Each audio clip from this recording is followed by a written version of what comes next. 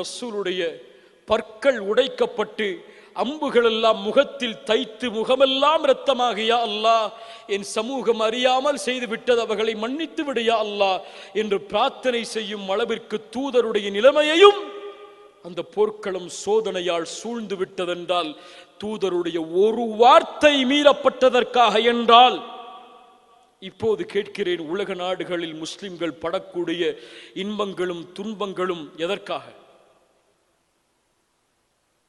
பதிலை நீங்கள் அறிந்திருப்பீர்கள். அல்லாஹ் ரப்புல் ஆலமீன் நம்மை சீர்படுத்துவானாக. ஏதோ உரைகளை கேட்டோம், அறிஞர்கள் எங்களுக்கு அறிவுரை செய்தார்கள். மூசா அலைஹிஸ்ஸலாமை பற்றி பேசினார்கள், ஈசா அலைஹிஸ்ஸலாமை பற்றி பேசினார்கள், நூஹை பற்றி பேசினார்கள் அலைஹிஸ்ஸலாம், இப்ராஹிம் ஹலீலுல்லாவை பற்றி பேசினார்கள், முஹம்மது ரசூலுல்லாவை பற்றி பேசினார்கள். நன்றாக இருந்தது, இதை போன்று யாரும் பேச முடியாது என்று கிளம்பி செல்வதற்கல்ல